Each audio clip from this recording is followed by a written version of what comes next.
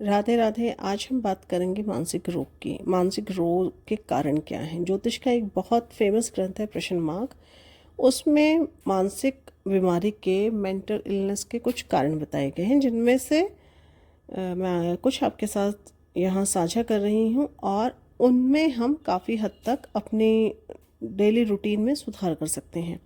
तो क्या है वो 10 कारण जो मानसिक उन्माद के प्रश्न मार्क में बताए गए हैं।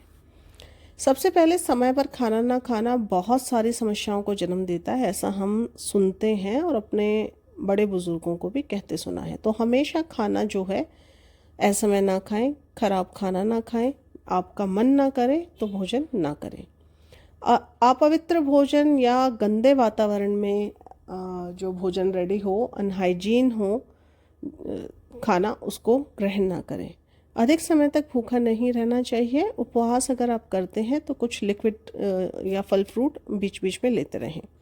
कई बार हम किसी डर में घिरे रहते हैं, फाइनेंशियली लॉस को लेकर या किसी डिजीज़ को लेकर। जैसे इन दिनों हम भूकंप या बाढ़ को लेकर हमें एक डर सा सताया रहता है। तो इन चीज़ों से बचने की कोशिश कीजिएगा। वैराग्य से दूर रहे, मतलब अपने आप में ही बिजी नहीं रहना। आप खुद के अलावा आसपास क्या हो रहा है आपके, उसको जाने परखे देखें, अपना पार्टिसिपेशन चीज़ों में बनाएं। बिना किसी बात के गुस्से में रहना या दूसरों को के ऊपर गुस्सा हो जाना, ये भी एक बड़ा कारण है मानसिक उन्माद का। फिर हम बात करें तो मारण, मोहन, वशीकरण, इस तरीके के अभिचार भी आपको मेंटली जो है परेशान करते हैं, आपको मानसिक उन्माद देते हैं। अपने गुरुजनों की निंदा करना भी एक बड़ा कारण है मानसिक उन्माद का, क्योंकि ऐसा शास्त्र में कहा गया है कि गुरुजनों का अपमान करने से, उनके द्वारा श्राप आदि दिए जाने से भी आपको जो है मानसिक उन्माद होता है। तो कोशिश कीजिए अपने टीचर्स और सीनियर को डिसरिस्पेक्ट ना करें।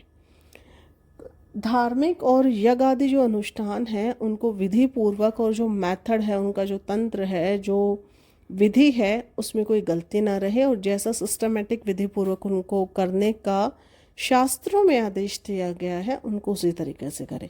कभी भी देवताओं की निंदा ना करें, नास्तिक ना रहें, देव मूर्तियों को तोड़े ना।